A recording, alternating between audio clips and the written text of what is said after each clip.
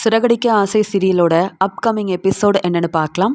இங்கே வீட்டுக்கு வந்த ரோஹிணி எப்படியோ இந்த மீனா முத்துக்கிட்ட இருந்து வசமாக மாட்டிக்காம எப்படியோ தப்பிச்சிட்டோம் அப்படின்னு நினைக்கிறாங்க. அந்த சமயம் மனோஜ் கேட்குறாரு, என்ன ரோகிணி, மீனாவும் முத்துவும் மலேசியாவிலேருந்து 2 பேரை கூட்டிகிட்டு வந்து உன் அப்பாவை எப்படியாவது வெளியில் எடுக்கணும், வெளியில் கொண்டு வரணும்னு தானே உதவி செய்யணும்னு நினச்சாங்க. நீ என்ன எந்த பதிலுமே சொல்லாமல் ஏதோ வாயவே திறக்க முடியலன்னு ஹாஸ்பிட்டல் கிளம்பி போயிட்டியா? நிஜமாவே உனக்கு முடியலையா என்ன? இப்பயாவது பேசுவியா அப்படின்னு கேட்க, எங்கே பேசுறது, அந்த ஸ்ருதியால் நல்லா இருந்த பல்ல கூட எடுத்துட்டாங்க. என்னால் இப்பயும் பேச முடியல மனோஜ் அப்படின்னு சொல்லும்போது, அதெல்லாம் இருக்கட்டும் ரோகிணி, எப்படியாவது 30 லட்ச ரூபா பணம் கிடைக்குமா அப்படின்னு கேட்குறாங்க. அதுக்கு ரோஹிணி சொல்கிறாங்க, நீ தான் எதுவும் செய்ய மாட்டேங்கிறிய மனோஜ், போலீஸ்கிட்ட போய் சொல்லு, அவங்க மூலமாக அந்த வீடியோ ஆதாரத்தை வாங்குன்னு சொன்னால் எதை பற்றியுமே கண்டுக்காமல் இருக்க. நான் மட்டும் என்ன செய்ய முடியும்?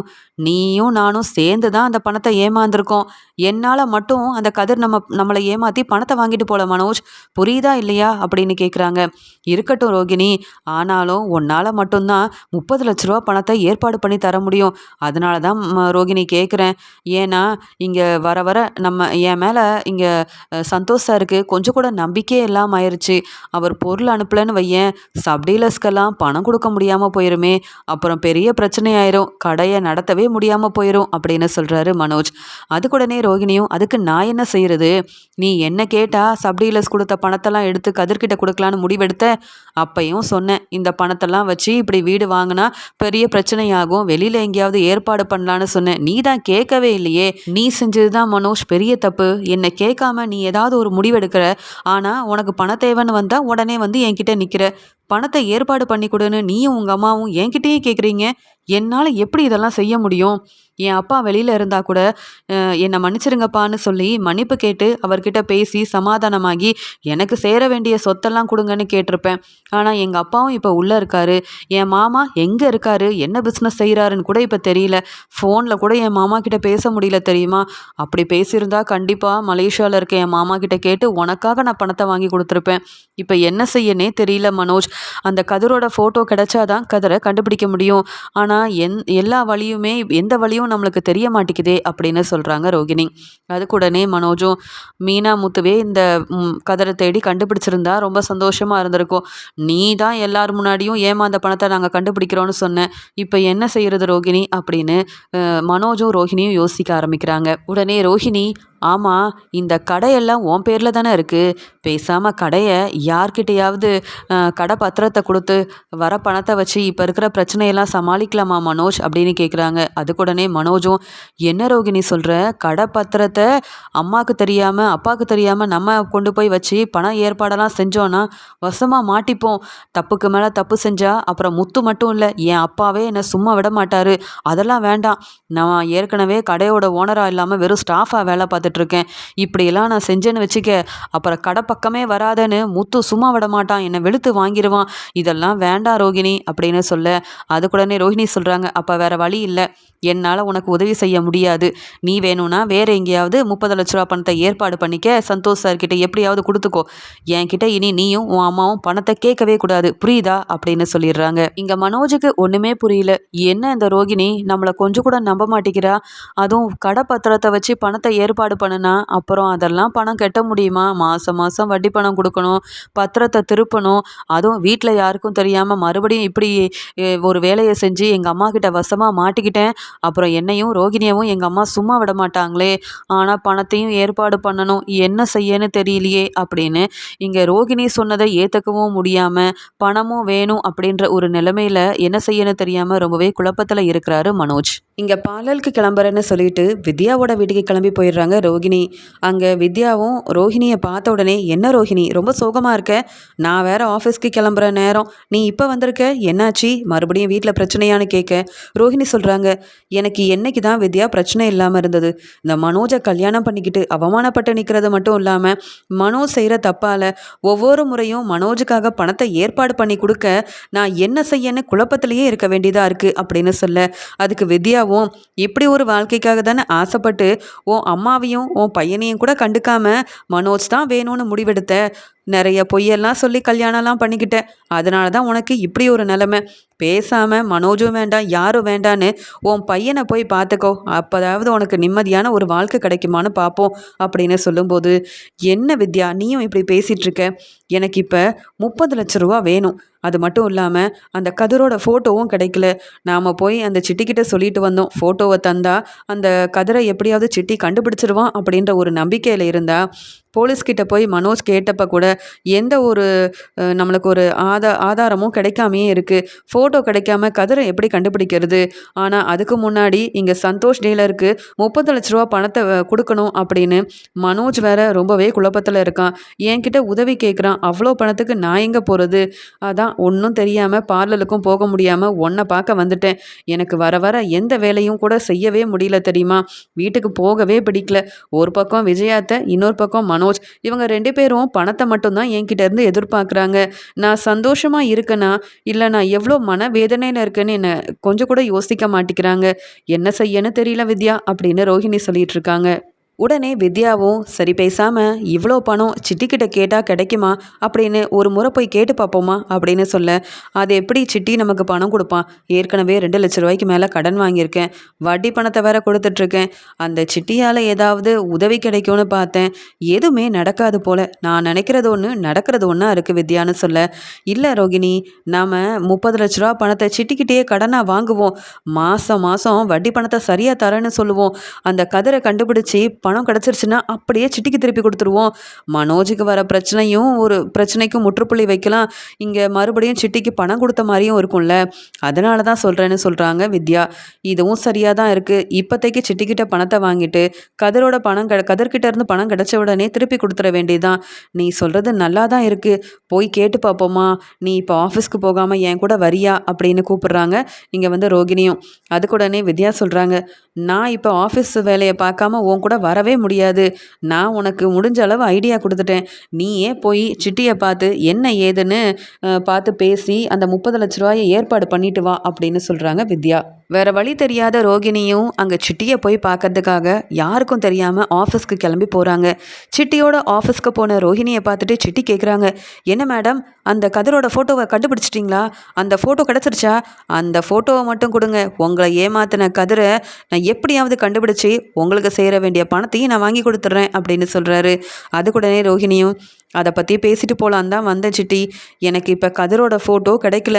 நான் போலீஸ்கிட்ட போய் கம்ப்ளைண்ட் கொடுத்துருக்கோம். சீக்கிரமாகவே ஃபோட்டோ கிடச்சிரும். ஆனால் அதுக்கு முன்னாடி நீங்கள் இன்னொரு உதவி செய்யணும் அப்படின்னு சொல்ல, என்ன ரோகிணி மேடம் எப்போ பார்த்தாலும் உதவி செய்யுங்க உதவி செய்யுங்கன்னு வந்து நிற்கிறீங்களே, எனக்கு வேறு வேலை இல்லைன்னு நினைக்கிறீங்களா அப்படின்னு கேட்க, இல்லை சிட்டி, இதை மட்டும் நீங்கள் செஞ்சு கொடுத்துட்டிங்கன்னா கண்டிப்பாக நான் உங்களை எந்த விஷயத்துலையும் மறக்கவே மாட்டேன். உங்களால் மட்டும்தான் எனக்கு உதவி செய்ய முடியும். எனக்கு ஒரு 30 லட்ச ரூபா பணம் வேணும், ஏற்பாடு பண்ணி தரீங்களா? நீங்கள் தந்தீங்கன்னா வட்டி பணத்தை எப்படியாவது கொடுத்துட்றேன் அப்படின்னு சொல்ல, என்ன ரோகிணி மேடம் ஏற்கனவே பணம் வாங்கியிருக்கீங்க, இப்போ மறுபடியும் அதுவும் 30 லட்ச ரூபா பணத்தை கேட்குறீங்க? நான் யாரையும் நம்பி அவ்வளோ பணம்லாம் தரதில்லை மேடம். அதனால் வேற யாரையாவது போய் பாருங்க, பணத்தை ஏற்பாடு பண்ணுங்க, என்கிட்ட அவ்வளோ பணம் கிடைக்காது அப்படின்னு சொல்லிடுறாரு. இதை கேட்ட ரோகிணியும், எனக்கு வேற வழி தெரியல, எனக்கு வேற யாரையும் தெரியாது, நான் இப்படி நிறைய கடன் வாங்கினதும் இல்லை, உங்களை தான் நம்பி வந்திருக்கேன் சிட்டி அப்படின்னு சொல்லும்போது, என்னது உங்களுக்கு வேற யாரையும் தெரியாதா? என்னவோ நீங்கள் எந்த தப்பும் செய்யாத மாதிரியும் வேற யாரையும் உங்களுக்கு தெரியாத மாதிரியும் சொல்கிறீங்களே மேடம். உங்களை பற்றி எனக்கு எல்லாமே தெரியும். நீங்கள் எப்படிப்பட்ட ஆளுன்னெலாம் எனக்கு நல்லா தெரியும். ஆமாம், 30 லட்ச ரூபா பணத்தை நீங்கள் கேட்ட உடனே நான் எப்படி கொடுப்பேன்னு நம்பி வந்திருக்கீங்க. அதுக்காக ஏதாவது பத்திரம் வேணும், வீட்டு பத்திரம் இல்லை ஏதாவது ஒரு நிலப்பத்திரம், அப்படி இல்லைன்னா அதான் உங்கள் வீட்டுக்காரர் மனோஜ் பெரிய கடை வச்சுருக்காரு, அதோட டாக்குமெண்ட்டை கொண்டு வந்தால் கூட நான் ஏதாவது ஏற்பாடு செய்ய வாய்ப்பு இருக்குது. சும்மா வந்து பணத்தை கேட்டால் எப்படி தர முடியும் அப்படின்னு சொல்கிறாங்க. இதை கேட்ட ரோஹிணியும், இதே தான் நானும் யோசித்தேன், மனோஜ்கிட்ட இதை பற்றியும் நான் பேசினேன், ஆனால் கடையை வச்சுலாம் பணம் வாங்க வேண்டாம் அப்படின்னு மனோஜ் சொல்லிட்டாரு. மனோஜை மீறி என்னால் எதுவும் செய்ய முடியாதே, ஏன்னா கடையே மனோஜ் பேரில் தானே இருக்குது. நான் என்ன செய்யன்னு தெரியல, உங்களை நம்பி தான் வந்தேன், எனக்கு உதவி செய்ய முடியுமா? நீங்கள் ஏதாவது பார்த்து செய்யுங்களேன் அப்படின்னு இங்கே வந்து சிட்டிக்கிட்ட கேட்குறாங்க ரோகிணி. அதுக்குடனே இங்கே சிட்டி சொல்கிறாங்க, நீங்கள் உதவின்னு வந்தீங்க, அதுக்காக நான் பணத்தை வாங்கிட்டு தான் உங்களுக்கு உதவி செய்யவே ஒத்துக்கிட்டேன். 30 லட்ச ரூபா பணத்துக்கு எனக்கு 60,000 ரூபா பணம் கொடுத்தா நான் உதவி செய்கிறேன் செய்கிறேன்னு சொன்னேன். அதை விட்டுட்டு இப்படி நீங்கள் வட்டிக்காக பணம் கேட்டு வந்தாலாம் உடனே நீங்கள் கேட்ட பணத்தை கொடுத்துட முடியாது. நான் சொன்ன மாதிரியே நீங்கள் ஏற்பாடு பண்ணுங்க. உங்கள் கடையோட அந்த டாக்குமெண்ட்டை கொண்டு வாங்க. அதை வச்சுக்கிட்டு நான் 30 லட்ச ரூபா தரேன். ஆனால் அதை விட்டுட்டு நீங்கள் இப்படியே வந்து கேட்டாலாம் உங்களுக்கு எந்த உதவியும் செய்ய முடியாது. யோசிச்சு ஒரு நல்ல முடிவோட திரும்பி வாங்க ரோகிணி மேடம் அப்படின்னு சொல்லிடுறாங்க. இங்கே சிட்டி இப்படி சொன்னதை கேட்டு ரோகிணி யோசிக்கிறாங்க. என்ன செய்ய? மனோஜ் கிட்ட கேட்டு இன்னும் ஒரு பிரயோஜனமும் இல்லை. மனோஜுக்கே தெரியாமல் டாக்குமெண்ட் எடுத்துகிட்டு வந்துட வேண்டிதான். அப்புறமா பணத்தை கொடுத்து சமாளிச்சுக்கலாம். மனோஜ் நம்ம என்ன சொன்னாலும் நம்புவான். மனோஜை சமாளிக்கிறதுலாம் பெரிய விஷயமே கிடையாது. பார்த்துக்கலாம் அப்படின்னு சொல்லிட்டு ரோஹிணியும் உடனே அங்கேருந்து கிளம்பிடுறாங்க. வீட்டுக்கு வந்த ரோஹிணி யோசிக்கிறாங்க. மனோஜ் கிட்டேயும் விஜயா ஆண்டி கிட்டேயும் எப்படி இதை பற்றி பேசுறது? அதுவும் சிட்டிக்கிட்ட போய் 30 லட்ச ரூபா கடன் வாங்க போகிறேன், அதுவும் இந்த மனோஜோட இந்த கடையை வச்சு தான் அப்படின்லாம் சொன்னால் கண்டிப்பாக ஒத்துக்க மாட்டாங்க. வீட்டில் பெரிய பிரச்சனை வருமே. ஆனால் பணத்தை ஏற்பாடு பண்ணி தந்தே ஆகணும்னு மனோஜ் சொல்லும்போது என்ன செய்ய முடியும் அப்படின்னு யோசிச்சுட்டு இருக்காங்க. அந்த சமயம் விஜயா வராங்க. என்னம்மா ரோகிணி, பார்லர்லேருந்து ரொம்ப சீக்கிரமாக வந்துட்டு இன்னைக்கு நீ பார்லருக்கு போனியா இல்லையா அப்படின்னு கேட்ட உடனே, என்ன நான் பார்லருக்கு போகாதது விஜயாத்தைக்கு தெரிஞ்ச மாதிரியே கேட்குறாங்க. ஒருவேளை நான் வெளியில் போயிட்டு வரதை கண்டுபிடிச்சிட்டாங்களா அப்படின்னு சொல்லிட்டு பார்லருக்கு போயிட்டு தான் வரேன். வெளியில் ஒரு கிளைண்ட்டை பார்க்க வேண்டியதாக இருந்தது. பார்த்துட்டு உடனே வீட்டுக்கு வந்துட்டேன். கொஞ்சம் டயர்டாக இருக்குது, வேற ஒன்றும் இல்லை ஆண்டி அப்படின்னு சொல்ல, அதெல்லாம் இருக்கட்டும்மா. அந்த முத்துவும் மீனாவும் பேசுகிறதெல்லாம் பார்த்து என்னால் தாங்கிக்க முடியல. மனோஜுக்கு 30 லட்ச ரூபா பணத்தை எப்படியோ ஏற்பாடு பண்ணி தரேன்னு சொன்னேன்ல, அந்த கதரை கண்டுபிடிக்கிறனும் பொறுப்பை ஏற்றிருக்க. நீ எப்போம்மா பணத்தை ஏற்பாடு பண்ணி தருவ? உன் மாமா கிட்ட பணத்தை பற்றி பேசுனியா, இல்லை மனோஜோட நிலைமையை பற்றி எடுத்து சொன்னியாமா அப்படின்னு விஜயா கேட்குறாங்க. இதை கேட்ட உடனே ரோஹிணிக்கு விஜயா மேலே ரொம்ப கோபம் வருது. இருந்தாலும் எதுவுமே எந்த கோபமும் வராத மாதிரி சிரிச்சுக்கிட்டே, அத்தை நீங்கள் கவலைப்படாதீங்க, பணத்தை நான் கேட்டிருக்கேன், எல்லா ஏற்பாடையும் நான் செஞ்சுருவேன். கதிரை கண்டுபிடிக்கிறதுக்கு நான் மட்டும்தான் முயற்சி செய்கிறேன். உங்கள் பையனுக்கு தான் எதை பற்றியுமே அக்கறை இல்லையே. இங்கே மனோஜ் பொறுப்பாக இருந்திருந்தா எதுக்கு அண்ணாமலை அங்கிள் கடையோட ஓனராக இருக்க போகிறாங்க? மனோஜ் எதுக்கு வெறும் ஸ்டாஃபாக வேலை பார்க்க போகிறான்? நீங்கள் கவலைப்படாதீங்க, இன்னும் கொஞ்ச நாளையிலேயே பணத்தையும் கண்டுபிடிச்சிருவேன், எல்லா பணமும் உங்ககிட்டயே வந்துடும் அப்படின்னு சொல்கிறாங்க. என் மருமக தான், உன்னால் எல்லாம் முடியுமா? நீ மனோஜுக்கு உதவி செய்யலைன்னா வேற யாருமா உதவி செய்வா? என்கிட்ட பணம் இருந்தால் கண்டிப்பாக மனோஜுக்கு கொடுத்து உதவி செஞ்சுருப்பேன். இப்போ வேற அந்த சந்தோஷ் டீலருக்கு வேற பணம் கொடுக்கணும்னு மனோஜ் ரொம்பவே மனசு வேதனையாக என்கிட்ட பேசிட்டு போனான். அதுக்காக தான் ரோகிணி உன்கிட்ட இதை பற்றி கேட்கறதுக்காக வந்தேன் அப்படின்னு சொல்கிறாங்க விஜயா. இந்த மனோஜுக்கு தான் வேற வேலை இல்லைன்னு பார்த்தா மனோஜுக்கு சப்போர்ட் பண்ணிட்டு இருக்க இந்த விஜயாத்தைக்கும் வேற வேலை இல்லை. ஏன் வீட்டு டாக்குமெண்ட்டை வச்சு தான் பையனுக்கு தேவையான பணத்தெல்லாம் ஏற்பாடு பண்ண வேண்டியதானே? அதெல்லாம் செய்ய மாட்டாங்க. ஏன்னா வீடு விஜயாத்தைக்கு முக்கியமாச்சே. ஆனால் நான் மட்டும் எங்கேயாவது பணத்தை ஏற்பாடு பண்ணி கொடுக்கணும். இவங்க நினைக்கிறபடிலாம் என்னால் நடந்துக்கவே முடியாது. இவங்க எப்படி என்கிட்ட பேசுகிறாங்களோ நடந்துக்கிறாங்களோ அதே மாதிரி தான் இவங்களையும் நான் ஏமாற்ற தான் போகிறேன். மனோஜுக்கே தெரியாமல் மனோஜோட அந்த கடை பத்திரத்தை கொண்டு போய் கொடுத்தாவது கண்டிப்பாக பணத்தை ஏற்பாடு பண்ணுறேன். பின்னாடி வரக்கூடிய பிரச்சனையை நான் எப்படியாவது சமாளிச்சிருவேன் அப்படின்னு ஒரு முடிவெடுக்கிறாங்க ரோகிணி. இங்கே மனோஜ் கடைக்கு கிளம்பி போனதுக்கு அப்புறமா இங்கே மனோஜுக்கும் விஜயாவுக்கும் தெரியாமல் இங்கே மனோஜோட பையில் இருந்த அந்த டாக்குமெண்ட் எல்லாத்தையுமே எடுத்துக்கிறாங்க ரோகிணி. அது மட்டும் இல்லாமல் உடனே இங்கே சிட்டியை பார்க்கறதுக்காக போகிறாங்க. அந்த டாக்குமெண்ட்டை கொடுத்துட்டு சிட்டிக்கிட்ட இருந்து 30 லட்ச ரூபா பணத்தையும் வாங்கிடுறாங்க ரோகிணி. பணத்தை வாங்கின ரோகிணி ரொம்பவே சந்தோஷமாக சிட்டிக்கிட்ட சொல்கிறாங்க, சிட்டி அந்த கதிரோட ஃபோட்டோவை சீக்கிரமாக நான் கொடுத்துட்றேன். எனக்கு நீங்கள் அந்த கதிரை கண்டுபிடிச்சி மறுபடியும் அந்த பணத்தை வாங்கி கொடுத்துடணும். அந்த பணம் வந்ததுக்கு அப்புறமா தான் இந்த டாக்குமெண்ட்டை உங்ககிட்டேருந்து நான் திருப்பி வாங்க முடியும் அப்படின்னு சொல்ல, கவலைப்படாதீங்க ரோகிணி மேடம், நான் கண்டிப்பாக உங்களுக்கு உதவி செய்வேன். நீங்கள் என்னை நம்பி வந்திருக்கீங்க, என்னை நம்பி உங்கள் வீட்டுக்காரரோட கடை டாக்குமெண்ட்டையே கொடுத்துருக்கீங்க, நான் உங்களுக்கு உதவி செய்யாமல் இருப்பேனா அப்படின்னு சொல்லி அங்கேருந்து ரோகிணியை கிட்ட பணத்தெல்லாம் கொடுத்து அனுப்பிடுறாங்க. ஆனால் சிட்டிக்கு அவ்வளோ சந்தோஷம். இந்த ரோகிணி இப்படி நம்மளை நம்பி ஏமாற போகிறான்னு தெரியாமல் போச்சே. அது மட்டும் இல்லாமல் நாம் எதிர்பார்க்காத அளவு ஒரு பெரிய கடையோட டாக்குமெண்ட் கிடச்சிருச்சு. கண்டிப்பாக இந்த டாக்குமெண்ட் மறுபடியும் அந்த மனோஜுக்கோ இல்லை ரோகிணிக்கோ நான் தரப்போகிறதே இல்லை. இதை வச்சு நான் என்னெல்லாம் பண்ண போகிறேன் தெரியுமா? நான் தான் இனி அந்த மனோஜ் கடையோட ஓனராக போகிறேன். இனி அந்த ரோகிணியும் மனோஜும் ஏமாந்து நிற்க போகிறாங்க அப்படின்ற சந்தோஷத்தில் இருக்கிறாரு சிட்டி. பணத்தை வாங்கின ரோகிணி உடனே கடைக்கு கிளம்பி போகிறாங்க. அண்ணாமலை எப்பயும் போல் ஓனராக உட்காந்து வேலையெல்லாம் பார்த்துட்டு இருக்காரு. ஆனால் ஸ்டாஃபாக இருக்கிற மனோஜை பார்த்துட்டு ரோகிணிக்கு கொஞ்சம் கோவம் கோவமாகவே வருது. அங்கே போயிட்டு மனோஜை கூப்பிட்டு, மனோஜ் நீ கேட்ட மாதிரியே 30 லட்ச ரூபா பணத்தை ஏற்பாடு பண்ணிட்டேன். எப்படி இந்த பணம் வந்தது, எங்கேருந்து வாங்கினேன்லாம் கேள்வி கேட்காத. முதல்ல சந்தோஷ் டீலருக்கு தர வேண்டிய பணத்தை கொடுத்துரு. அதுக்கப்புறமா பொருளெல்லாம் வந்த உடனே சப் டீலர்ஸ் எல்லாருக்கும் பொருளையும் கொடுத்துரு. இனி இந்த கடைக்கு எந்த பிரச்சனையுமே வராது. நீ சீக்கிரமாகவே ஓனராகவும் ஆயிடலாம் அப்படின்னு சொல்லும்போது, ரோகிணி எப்படி ரோகிணி இவ்வளோ பணம் கிடச்சிது, எனக்கு அவ்வளோ சந்தோஷமாக இருக்குது. என்ன ரோகிணி நான் நினச்ச மாதிரியே நீ செஞ்சுட்ட. எனக்கு தெரியும் ரோகிணி, எனக்கு உதவி செய்ய நீ எப்படியாவது பணத்தை ஏற்பாடு பண்ணுவேன்னுட்டு அப்படின்னு இங்கே ரோகிணி கிட்ட இருந்து பணத்தை வாங்கின மனோஜ் ரொம்ப சந்தோஷமாக அண்ணாமலை கிட்ட கொண்டு போய் கொடுக்குறாரு. அப்பா பார்த்தீங்களாப்பா, 30 லட்ச ரூபா பணத்தை ரோகிணி ஏற்பாடு பண்ணி கொடுத்துருக்காப்பா அப்படின்னு சொல்ல, அப்போ எனக்கு தர வேண்டிய பணம், இந்த பணத்தை கொடுடா, என் பணம் தானே இதெல்லாம் அப்படின்னு அண்ணாமலை கேட்க, அப்பா என்னப்பா உங்கள் பணத்தை நான் திருப்பி தரேன், ஆனாலும் நம்ம கடையை நல்லபடியாக நடத்தணும்னா இங்கே சந்தோஷ் சாருக்கு பணம் கொடுக்கணும்ப்பா, இல்லைனா நான் ஏமாத்திட்டேன்னு சொல்லி பொருளையும் தரமாட்டாரு, அந்த டீலர்ஷிப்பையும் கேன்சல் பண்ணிடுவாருப்பா. கொஞ்சம் பொறுமையாக இருங்கப்பா, முத்து மீனா கிட்ட இதை பற்றிலாம் சொல்லாதீங்கப்பா அப்படின்னு சொல்ல, நான் இப்போ கடையோட ஓனராக இருக்கேன், அதனால் கடையை பற்றி யோசிக்கிறேன். அதனால் சீக்கிரமாகவே இந்த பணத்தை நீ சந்தோஷ் டீலர்கிட்ட கொடுத்துட்டு வரக்கூடிய கொஞ்சம் கொஞ்சம் லாபத்தை எனக்கும் கொடுத்து எனக்கு தர வேண்டிய மொத்த பணத்தையும் நீ சீக்கிரமாக தந்துடணும், புரியுதா அப்படின்னு அண்ணாமலை சொல்ல, இங்கே ரோகிணி கொடுத்த பணத்தை அங்கே சந்தோஷ் டீலருக்கு கொடுத்துட்றாரு மனோஜ். அதனால் மனோஜ் ரொம்பவே சந்தோஷமாக இருக்கார். ஆனால் ரோகிணி எப்படி இந்த பணத்தை வாங்கிட்டு வந்தாங்க அப்படின்னு தெரியாததால் மனோஜுக்கு எந்த பிரச்சனையுமே இல்லை. இனி கதரை கண்டுபிடிச்சி 30 லட்ச ரூபா பணத்தை வாங்கிடலாம், அந்த பணத்தை அப்பா கிட்ட கொடுத்துடலாம். பிரச்சனை இனி எல்லா பிரச்சனைக்கும் ரோகிணியை முற்றுப்புள்ளி வச்சிருவா அப்படின்னு ரோகிணியை ரொம்பவே நம்பிட்டு இருக்காரு மனோஜ். வீட்டுக்கு வராங்க மனோஜும் ரோகிணியும். இங்கே விஜயா, என்ன மனோஜ் ரொம்ப சந்தோஷமாக இருக்கேன்னு சொல்ல, அம்மா ஸ்வீட்டெல்லாம் எடுங்கம்மா அப்படின்னு கேட்க, என்னடா கதிரை கண்டுபிடிச்சி பணத்தை வாங்கிட்டீங்களா, ரொம்ப சந்தோஷமாக இருக்கீங்களேன்னு சொல்ல, இல்லைம்மா இங்கே ரோகிணி 30 லட்ச ரூபா பணத்தை ஏற்பாடு பண்ணி கொடுத்தாளா, நானும் அதை சந்தோஷ் டீலர்கிட்ட கொடுத்துட்டேன். அவரும் இவ்வளோ நாள் என் மேலே கோவமாக இருந்தார், ஆனால் சந்தோஷ் டீலர் என்னை மன்னிச்சு இனி பொருளெல்லாம் அனுப்பிடுவேன்னு சொல்லிட்டாருமா. நல்லபடியாக வேலையை பாருங்கள், இனி என்னை ஏமாத்தணும்னு நினைக்காதீங்கன்னு சொல்லி என்னை சந்தோஷ் டீலர் நல்லபடியாக பேச ஆரம்பிச்சிட்டாரு. டீலர்ஸ்க்கும் பொருளெல்லாம் நான் அனுப்பிட்டேம்மா. எனக்கு இனி அதாவது கடையில் இருந்த பிரச்சனை எல்லாத்துக்குமே ரோகிணியால் ஒரு பெரிய முற்றுப்புள்ளி வச்சிட்டேம்மா அப்படின்னு சொல்லும்போது, எனக்கு தெரியும்டா என் மருமக ரோகிணியை பற்றி அப்படின்னு விஜயா ரொம்பவே பெருமையாக ரோகிணியை பேசிகிட்டு இருக்க, விஜயா மீனாவை பார்த்து முறைக்கிறாங்க. பாத்தியா மீனா, என்னதான் நீ இந்த வீட்டுக்கு பொறுப்பான மருமகளாக இருந்தாலும் எனக்கு ஏற்ற மருமகனா அது ரோகிணி தான். மனோஜுக்கு ஒரு பிரச்சனைன உடனே பணத்தை எப்படி ஏற்பாடு பண்ணி கொடுத்துருக்காப்பாரு அப்படின்னு சொல்லும்போது மீனா சொல்கிறாங்க, அப்போ அதே மாதிரி அண்ணாமலை மாமாவுக்கு தர வேண்டிய பணத்தையும் உங்கள் மருமக ரோகிணியவே ஏற்பாடு பண்ணி தர சொல்ல வேண்டியதானே அப்படின்னு சொல்ல, அதையும் ரோகிணி பார்த்துப்பா, நீ ஒன்றும் கவலைப்படாத, ரோகிணியை பற்றி பேசலாம் முதல்ல உனக்கு தகுதி இருக்கா அப்படின்னு மீனாவை திட்டுறாங்க.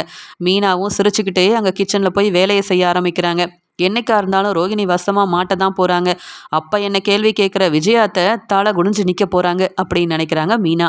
முத்துவும் அண்ணாமலையும் எப்பயும் போல் மனோஜோட கடைக்கு கிளம்பி போக அண்ணாமலை சொல்கிறாரு, முத்து சரி நீ சவாரிக்கு கிளம்பு, நான் கடைக்கு போகிறேன்னு சொல்ல, அப்பா என்னப்பா கடையெல்லாம் திறந்துருக்கு, நீங்கள் தானேப்பா எப்பயும் கடைக்கு முன்னாடியே வருவீங்க, கடையை யார்ப்பா வந்து திறந்தது, ஒருவேளை ஸ்டாஃப் யாரும் வந்து திறந்துருப்பாங்களாப்பா அப்படின்னு சொல்லும்போது அங்கே மனோஜோட கடைக்குள்ளே அங்கே சிட்டி நிற்கிறாரு. சிட்டி நிற்கிறது மட்டும் இல்லாமல், நான் தான் இந்த கடையோட ஓனர் அப்படின்ற மாதிரி அங்கே இருக்க ஸ்டாஃப் கிட்டலாம் பேசிகிட்டு இருக்க. வேலை பார்க்குற ஸ்டாஃபுக்கெல்லாம் ஒன்றுமே புரியல. உடனே அங்கே வந்த முத்துவும் சிட்டியை வெளுத்து வாங்கிட்டு, நீ எதுக்கு இங்கே வந்த, இது என் அண்ணனோட கடை, எங்கள் அப்பா தான் இந்த கடையோட ஓனர், என்னப்பா இவன் யாரோ இங்கே வந்திருக்காங்க ஒன்றுமே புரியலையே அப்படின்னு சொல்லும்போது இங்கே சிட்டி சொல்கிறாரு, முத்து தேவையில்லாமல் பிரச்சனை செய்யாத முத்து, நேற்று என்ன நடந்ததுன்னு தெரியுமா, உங்கள் வீட்டில் இருக்க மூத்த மருமக ரோகிணி உங்கள் அண்ணன் இந்த கடையோட ஓனராக இருந்தார்ல, அந்த கடையோட இந்த டாக்குமெண்ட் எல்லாத்தையும் கொடுத்து இங்கே நான் சொன்ன எல்லா பேப்பர்லேயுமே கையெழுத்தெல்லாம் போட்டுட்டு என்கிட்ட இருந்து பணத்தை வாங்கிட்டு வந்திருக்காங்க. இப்போ நான் தான் இந்த கடையோட ஓனர். உன் அண்ணன் மனோஜாக இருக்கட்டும், உங்கள் அப்பாவாக இருக்கட்டும், யாருமே இந்த கடைக்குள்ளே வரக்கூடாது, வெளியில் போ முத்து அப்படின்னு சொல்லும்போது தான் தெரிய வருது, இந்த ரோகிணி யாருக்கும் தெரியாமல் இந்த வேலையெல்லாம் செஞ்சு தான் பணத்தை ஏற்பாடு பண்ணியிருக்காங்க அப்படின்னு அண்ணாமலைக்கு தெரிய முத்துவும் அண்ணாமலையும் பேரதிர்ச்சி அடைகிறாங்க. உடனே அண்ணாமலை, இங்கே என்ன முத்து இதெல்லாம், இந்த சிட்டி சொல்கிறதெல்லாம் உண்மையா அப்படின்னு சொல்ல, ஆமாப்பா இந்த ரோகிணி ஏற்கனவே இந்த சிட்டிக்கிட்ட நிறையா கடன் வாங்கியிருக்காங்க போல், இதை நான் மனோஜ்கிட்ட சொன்னதுக்கு ஏதோ ரோகிணி சொல்லி சமாளிச்சிருக்காங்க, ஆனால் இப்போ பார்த்தீங்களாப்பா இந்த சிட்டி கடைக்கு ஓனர் ஆகிட்டேன்னு பேசிகிட்டு இருக்கான், முதல்ல இவனை வெளியில் அனுப்பிட்டு அப்புறமா நான் பேசிக்கிறேன்ப்பா அப்படின்னு சொல்ல, உடனே சிட்டி சிரிச்சுக்கிட்டே, முத்து உன்னால மட்டும் இல்லை, வேற யாராலையும் என்னை எதுவுமே செய்ய முடியாது. ஏன்னா உங்கள் வீட்டு மூத்த மருமக ரோகிணி என்கிட்ட 30 லட்ச ரூபா பணத்தை வாங்கிட்டு நான் கொடுத்த பேப்பர்லலாம் கையெழுத்து போட்டு கொடுத்தாங்க. அந்த பேப்பரில் எழுதியிருக்கிறது என்னன்னு கூட அவங்க படிக்கல. பெருசாக படிச்சிருக்கேன்னு தான் பேர். ஆனால் அந்த ரோகிணியால் எதுவுமே ஒழுங்காக செய்ய முடியாது போல்.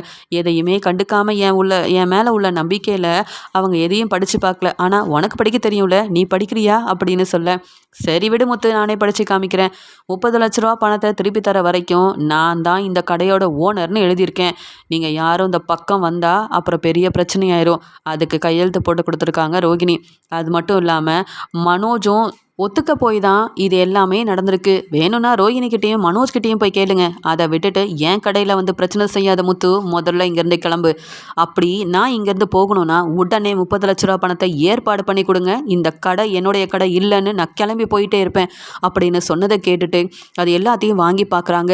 அந்த ஆதாரத்தோடு அங்கே சிட்டி வந்து பேச ஒன்றுமே செய்ய முடியாத முத்து ரொம்பவே கோவமாக அண்ணாமலையை கூட்டிகிட்டு வீட்டுக்கு வர, இங்கே வந்த உடனே இங்கே மனோஜ் சொல்கிறாரு, அம்மா இன்னைக்கு டிஃபன் எல்லாம் ரொம்ப சூப்பராக இருக்கணுமா, நான் ரொம்ப சந்தோஷமாக இருக்கேன். மீனா எப்பயும் போலலாம் சமைக்காதீங்க, இன்றைக்கி கொஞ்சம் ஸ்பெஷலாகவே சமைச்சு கொடுங்க அப்படின்னு எப்பயும் போல் ரொம்ப திமிராக பேசிகிட்டு இருக்காரு மனோஜ். வீட்டுக்கு வந்த அண்ணாமலை அந்த ஆதாரத்தை வச்சுக்கிட்டு இங்கே மனோஜ் கிட்ட கேட்குறாங்க, உனக்கு சாப்பாடு தான் முக்கியம்ல, அங்கே உன் கடையில் என்ன நடக்குதுன்னு உனக்கு கொஞ்சம் கூட பொறுப்பே இல்லையா, எங்கே அந்த ரோகிணி அப்படின்னு அண்ணாமலை ரொம்பவே கோவமாக பேச, என்னப்பா நீங்கள் எப்பயும் முத்து தான் தேவையில்லாமல் பிரச்சனை செய்வான், நீங்கள் கடைக்கு தானே கிளம்பி போனீங்க, மறுபடியும் எதுக்குப்பா வந்தீங்க, நான் சாப்பிட்டுட்டு வரேன் போங்கப்பா அப்படின்னு சொல்ல, நான் எதுக்குடா போகணும், அது என்ன உன் கடையா, அது அந்த சிட்டியோட கடைடா அப்படின்னு சொல்கிறாரு அண்ணாமலை. அங்கே ரூம்லேருந்து வெளியில் வந்த ரோகிணிக்கு ஒன்றுமே புரியல. என்ன சொல்கிறீங்க, சிட்டியோட கடையா, யார் சொன்னது அப்படின்னு கேட்க முத்து சொல்கிறாரு, என்ன பார்லலம்மா ஒன்றுமே தெரியாத மாதிரி இருக்கீங்க, அதை கையெழுத்தெல்லாம் போட்டு கொடுத்துருக்கீங்களே படித்து பார்க்காம, அப்புறம் அந்த சிட்டி என்ன செய்வான், நேற்று 30 லட்ச ரூபா பணத்தை சந்தோஷ் சாருக்கு கொடுக்கறதுக்காக சிட்டிக்கிட்ட போய் கடன் வாங்குற மாதிரி வாங்கி, அதுவும் மனோஜுக்கே தெரியாமல் அந்த கடையோட டாக்குமெண்ட்டெல்லாம் வேற கொண்டு போய் கொடுத்துருக்கீங்களே, நீங்கள்லாம் படிச்சிருக்கீங்களா இல்லையா, கொஞ்சமாவது யோசிக்க மாட்டீங்க, என்ன செய்கிறோம் என்ன செய்யக்கூடாதுன்ற தெளிவு இருக்காது, வீட்டில் உள்ளவங்களெல்லாம் கேட்காம நீங்கள் யார் முதல்ல அப்படிலாம் செய்கிறதுக்கு அப்படின்னு முத்து கேள்வி கேட்க ரோஹிணிக்கு பதில் பேச முடியல. இங்கே விஜயா அண்ணாமலை கிட்ட கேட்குறாங்க, என்னங்க நடக்குது, முத்து ஏங்க இவ்வளோ கோவமாக பேசிகிட்டு இருக்கான், எனக்கு ஒன்றுமே புரியலங்க அப்படின்னு சொல்ல, இங்கே பாரு, இந்த பேப்பரில் ரோஹிணி எங்கெல்லாம் கையெழுத்து போட்டு கொடுத்தாலோ, ஆனால் அந்த பேப்பரில் இருக்கிறதெல்லாம் இவ படிக்கவே இல்லை, படித்த ரோஹிணி இப்படி இருப்பான்னு நான் நினைக்கவே இல்லை அப்படின்னு சொல்ல, அந்த பேப்பரை வாங்கி இங்கே விஜயா வந்து படித்து பார்க்குறாங்க. அதை பார்த்த உடனே ரோஹிணி மேலே விஜயாவுக்கு ரொம்பவே கோவம் வருது.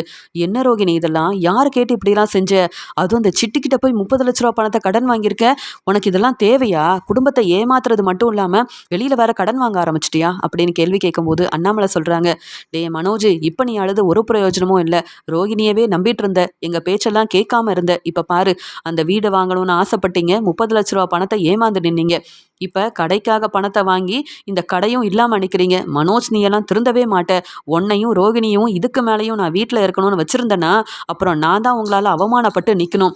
முதல்ல ரோகிணியை கூட்டிகிட்டு நீ இந்த வீட்டில் இருக்கவே கூடாது, வெளியில் போங்க 2 பேரும் அப்படின்னு அண்ணாமலை சொல்லும்போது என்ன எதுவுமே பதில் பேச முடியாமல் எப்பயும் போல் மனோஜுக்கு சப்போர்ட் பண்ண முடியாமல் அழுதுகிட்டே நிற்கிறாங்க விஜயா. என்ன செய்யன்னு தெரியல, இந்த ரோகிணியை நம்பி ஒவ்வொரு முறையும் நான் ஏமாந்து போயிட்டே நிற்கிறேனே, இந்த ரோகிணி இப்படி கடன் வாங்குறேன்னு சொல்லி தேவையில்லாமல் மனோஜுக்கு ஆரம்பித்து கொடுத்த கடையோட பத்திரத்தை வேற இப்படி கொடுத்துட்டாலே, இந்த டாக்குமெண்ட்டை கொடுக்க போய் தான் இவ்வளோ பெரிய பிரச்சனை வந்திருக்கு, ரோஹிணி ஏன் இப்படி செஞ்சான்னு தெரியல அப்படின்னு விஜயா அழுதுகிட்டே இருக்க, உடனே அண்ணாமலை இங்கே மனோஜை வெளுத்து வாங்குறாரு, பலார் பலார்னு வைக்கிறாரு, உன்னெல்லாம் நம்பி அதுவும் ஏன் பணத்தை எடுத்துக்கிட்டு கடையை ஆரம்பித்து கொடுத்த இந்த ரோஹிணி இந்த வீட்டில் இருக்கக்கூடாது, போதும் நீங்கள் 2 பேரும் என்னை ஏமாத்துனது, வெளியில் போகிறீங்களா இல்லையா அப்படின்னு சொல்ல ரோஹிணி அழ ஆரம்பிக்கிறாங்க. ஆண்டி நீங்களே சொல்லுங்கள், வெளியில் போக சொன்னால் நாங்கள் எங்கே போவோம், எங்களுக்கு வேறு வீடாக இருக்குது, இல்லை நாங்கள் உங்களை நம்பி தானே இருக்கோம், நான் ஏதோ மனோஜுக்கு உதவி செய்யணும் தான் இப்படியெல்லாம் செஞ்சேன், ஆனால் அந்த சிட்டி இவ்வளோ பெரிய பிரச்சனை செஞ்சு என்னை ஏமாத்துவான்னு எனக்கு தெரியாமல் போச்சு, என்னை எல்லாரும் மன்னிச்சிருங்க அப்படின்னு ரோகிணி அழும்போது ரொம்ப கோவத்தில் இருந்த இங்கே அண்ணாமலையும் ரோகிணியை பலார்னு வெளுத்து வாங்குறாரு. போ வெளியில், இனியும் நீ சொல்கிறதெல்லாம் நம்ப நான் தயாராகவே இல்லை அப்படின்னு மனோஜ் ரோகிணியை வெளியில் போக சொல்கிறாரு அண்ணாமலை.